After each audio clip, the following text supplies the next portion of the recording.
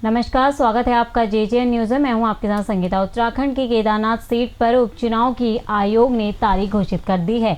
बता दें, केदारनाथ विधानसभा सीट पर 20 नवंबर को उपचुनाव होगा। इसी को लेकर उत्तराखंड के मुख्यमंत्री पुष्कर सिंह धामी ने कहा, प्रधानमंत्री मोदी के प्रधानमंत्री बनने के बाद भव्य केदार और द्वितीय केदार बना है। बता दें, 2013 की आपदा के बाद केदारनाथ में काफ़ी नुकसान हुआ था। पूरा परिसर क्षतिग्रस्त हो गया था, जिससे आसपास के क्षेत्रों में बहुत नुकसान हुआ।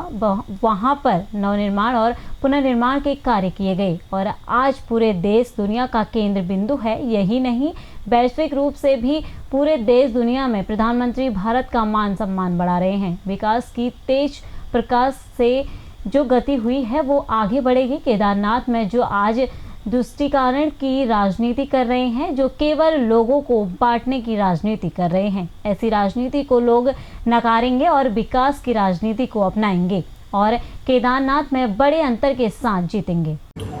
देखिए, वो चुनाव बहुत ही ऐसी परिस्थिति में हो रहा है जब वहाँ से हमारी जो विधायक थी आदरणीय शैला रानी जी, उनका दुखद रूप से हमारे बीच से वो चली गई और इस परिस्थिति में हो रहा है। और केदार धाम माननीय प्रधानमंत्री जी के प्रधानमंत्री बनने के बाद जिस प्रकार से उसका नवनिर्माण हुआ है, पुनर्निर्माण हुआ है, एक भव्य केदार और दिव्य केदार बना है, निश्चित रूप से वो हमारे प्रधानमंत्री जी के बहुत हृदय के निकट है। उस स्थान का एक आस्था और श्रद्धा का एक बड़ा केंद्र है।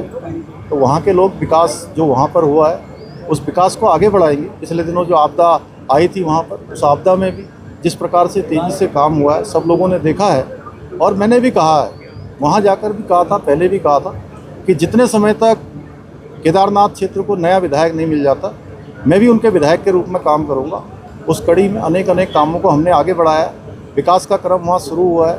दूसरे चरण की यात्रा अभी प्रारंभ हुई है और इतना सारा 29 स्थानों पर सड़क मार्ग अवरुद्ध हो जाने के बाद, भूस्खलन होने के बाद, संपर्क कट जाने के बाद अब यात्रा फिर से जोरों पर वहाँ पर हो गई है। देश दुनिया के लोग यात्रा में आ रहे हैं, श्रद्धालु आ रहे हैं, तीर्थयात्री आ रहे हैं। हम सबकी सुविधा, सबकी सुरक्षा का विशेष ध्यान रखते हुए जो हमारे पहले चरण की यात्रा में हमारे होटल वालों को, घोड़े खच्चर वालों को, वहाँ के संचालकों को, जो यात्रा से जुड़े हुए लोग हैं, टैक्सी ड्राइवरों को, जिनका इस चारधाम यात्रा के कारण से अपना काम चलता था, थोड़ी बहुत परेशानी हुई, निश्चित रूप से हमने तय किया है कि इस बार की दूसरी चरण की यात्रा उनकी। ये खबर आपके लिए तैयार किया हमारे संवाददाता दीपक अधिकारी ने। फिलहाल इस खबर में इतना ही। बाकी की तमाम खबरों के लिए आप बने रहे जेजेएन न्यूज़ के साथ। धन्यवाद।